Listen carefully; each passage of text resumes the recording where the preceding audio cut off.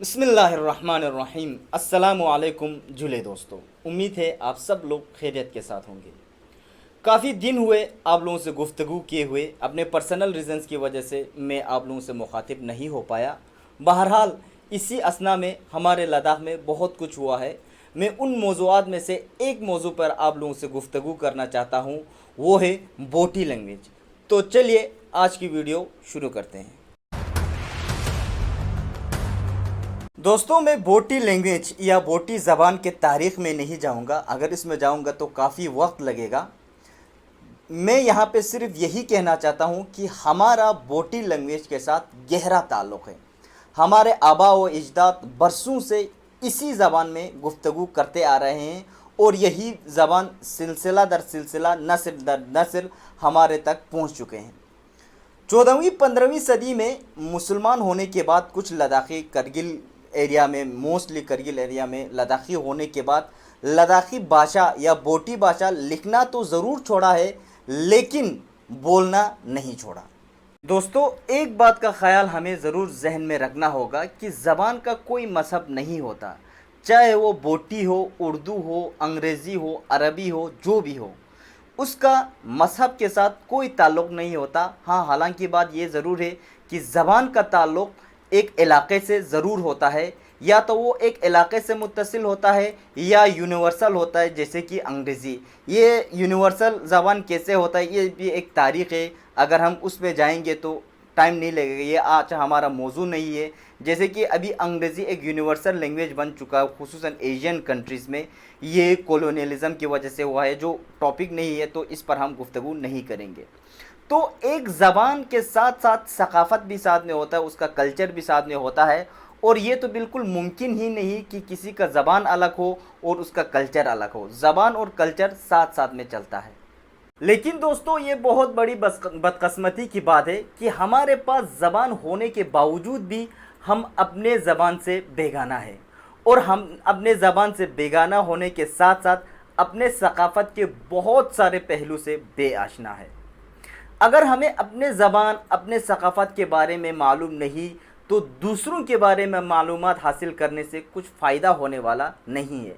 शायर मशरक़ अल्लामा इक़बाल रहमतुल्लाह अलैहा का भी यही फरमाना है कि खुदी को सबसे पहले पहचानो, उसके बाद बाकी सारे बाद में खुद ब खुद आ जाएंगे।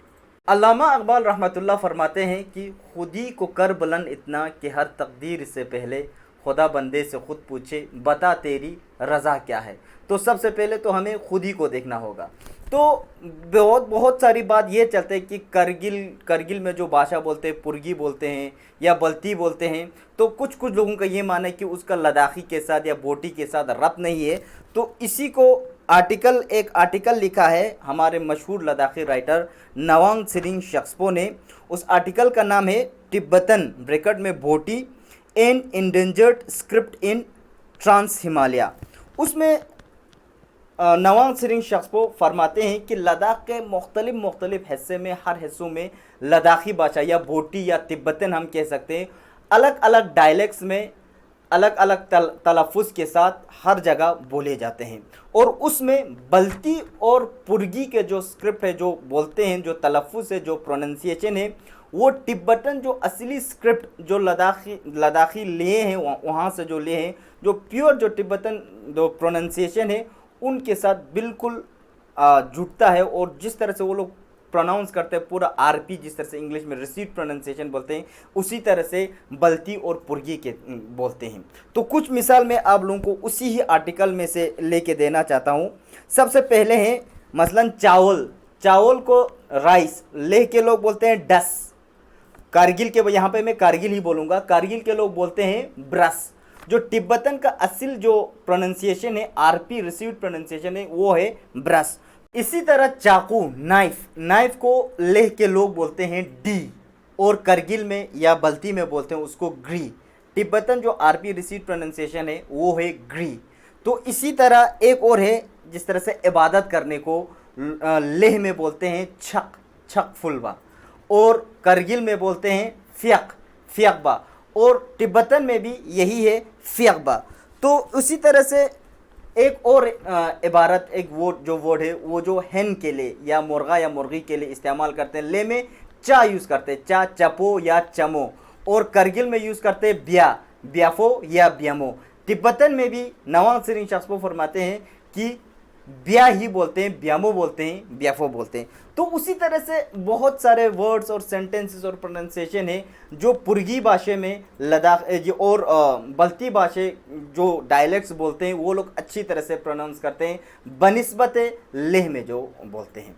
तो इससे एक बात का हमें यहाँ पर इस आर्टिकल से एक बात का और हमें यहाँ पे ये पता चलता है कि जो तिब्बतन का जो असली लैंग्वेज का जो शाखें हैं जो करगिल में बोलते पुर्गी या बल्तिस्तान में या करगिल में भी बहुत सारे बल्ती बोलने वाले होते हैं, उनका रब्त, उनकी शाखें, उनका जो मेन जो मदर टंग है वो तिब्बतन है। तो दोस्तों ये बहुत अच्छी बात है कि हम अपने ज़बान को आगे लाने की, उसको तक़वियत देने की हमें भरपूर कोशिश करना चाहिए जैसे भी हो। लेकिन एक बात का यहाँ पे ख़ास ख्याल रखना होगा कि एक सोसाइटी में चेंज एक वक्त से यकायक नहीं आता। जो एक हमारे पुर्गी में बोलते हैं, ले में तो बोलते हैं कि नहीं पता नहीं, कि अकंग बेनबे मैं न कुछ न का लेता नजरे। ये नहीं होना चाहिए कि अभी हुआ तो हुआ वरना कभी नहीं हुआ, या हमने ये भाई ने बोला करने का तो करने का, ऐसा एटीट्यूड नहीं होना चाहिए जो हमें अभी जो डिमॉन्स्ट्रेशंस ले में देखने को मिल रहे हैं उससे ये तासुर होता है।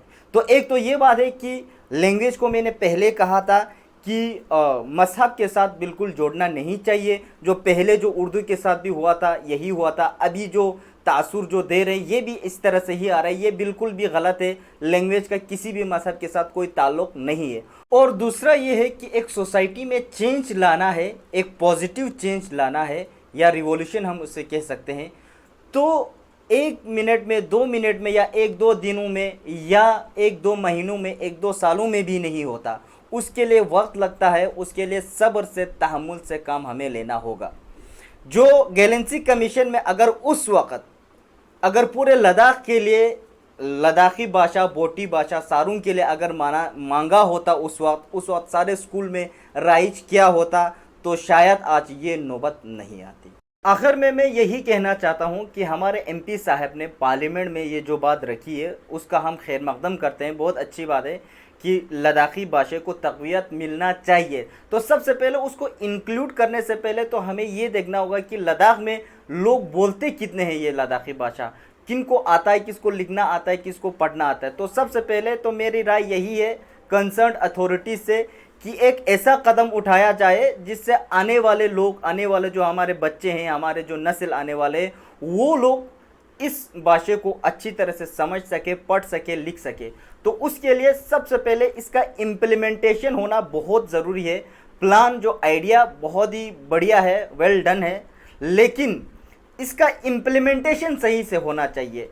तो मैं ले के स्कूलों के बारे में तो नहीं कह सकता, लेकिन करगिल में तकरीबन 90-95% स्कूलों में बोटी भाषा नहीं है। तो एक यूटी पॉलिसी के तहत कंसर्न अथॉरिटीज़ से अगर मेरी ये बात अगर आवाज़ पहुंच रही है तो मैं यही कहना चाहता हूं कि यूटी पॉलिसी के तहत प्राइमरी स्कूलों में बच्चों को ये जो लैंग्वेज है हमारा वो इंट्रोड्यूस करे, ताकि आने वाले 20-30 सालों में ये फल हमें मिल सके। और जब एक पूरी कौम अगर उस भाषा को सारा जानता हो, लिखना जानता हो, पढ़ना जानता हो, एलियनेशन नहीं हो किसी लैंग्वेज से, तो उसको एक्सेप्ट करने से कोई इनकार नहीं करेगा।